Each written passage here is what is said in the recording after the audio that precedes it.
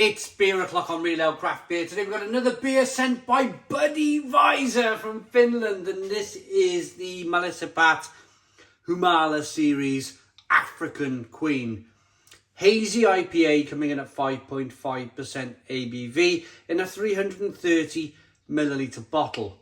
White bottle cap. Got the beer out the fridge about 20 minutes or so ago, so excuse the condensation on the bottle. Let's get this beer out into a glass and see what we get. It's 40 IBUs. Right, so the reason why I mentioned about the condensation and the temperature of the beer is, of course, you can't see any of that, can you? You're just watching the channel. I've got to do my bit to explain what temperature this beer is being served at. It's probably about, my fridge is set at 4 degrees. It's been out of the fridge 20 minutes. It's probably by now 6 or 7. Would that be a reasonable degree to give you? 6 or 7 degrees is the perfect temperature for me to be pouring a IPA. It's still going to retain a level of freshness from the fridge, a level of drinkability, a nice cool beer, but it's not going to be too cold as to not enjoy all of the hop flavour, all of the malt flavour. Because if you chill a beer down past 4 degrees, you lose an awful lot of hop and malt character. That's what I found anyway, so I always pull my beers out of the fridge. If you want a full experience of your craft beer, then bring it to about 6, 7, possibly 8 degrees. Enjoy it cool, not overly cold.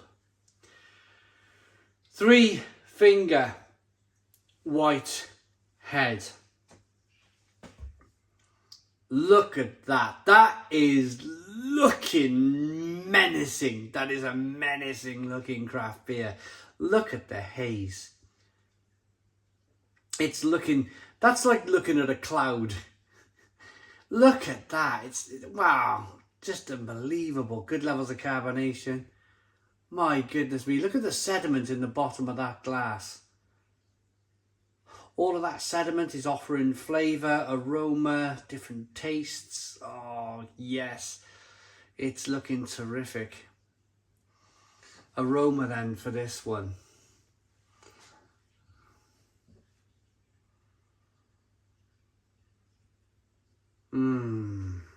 Just dreamy. Just fall back against the cooker, you know, like, whoa, that is just dreamy.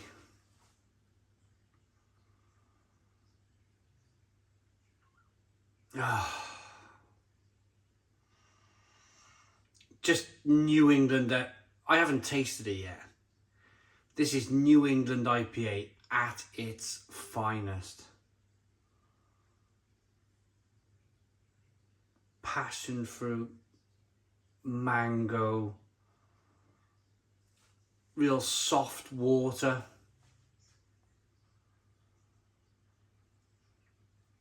tangerine, orange peel, lemon. Oh, wow. Should we dive in? Cheers, everybody.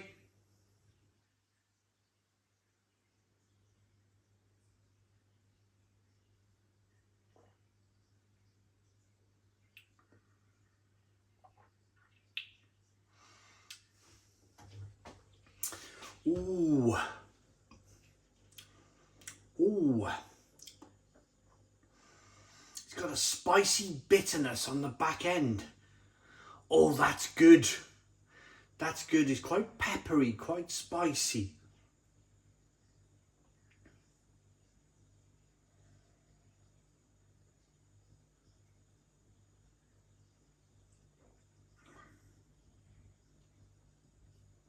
Aromatic would be the word that I would use to describe this beer. The aromatics of this beer, it's got lots of different levels, lots of different layers of flavour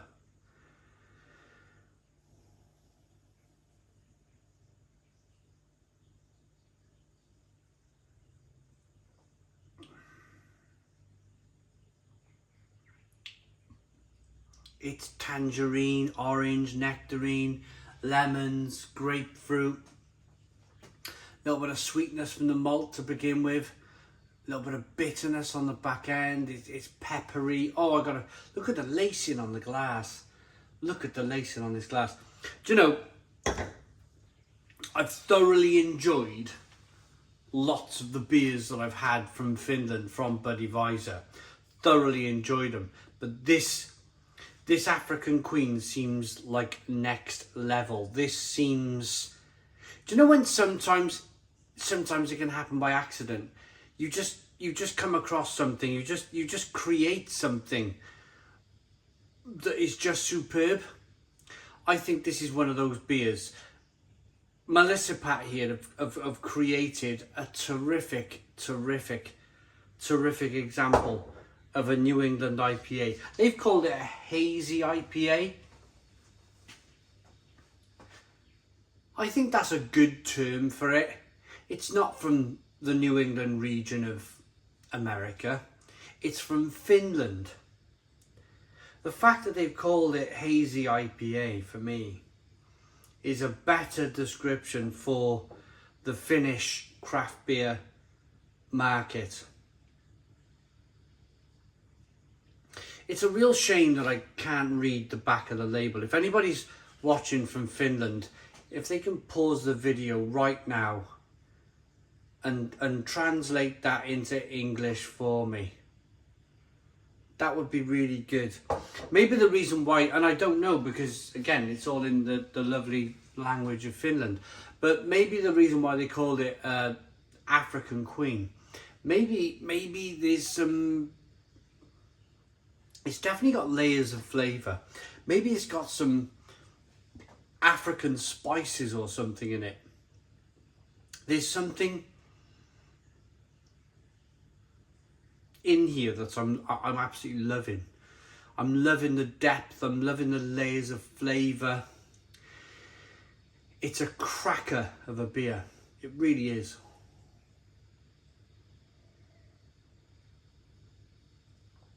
It really is. Oh. Nice lacing.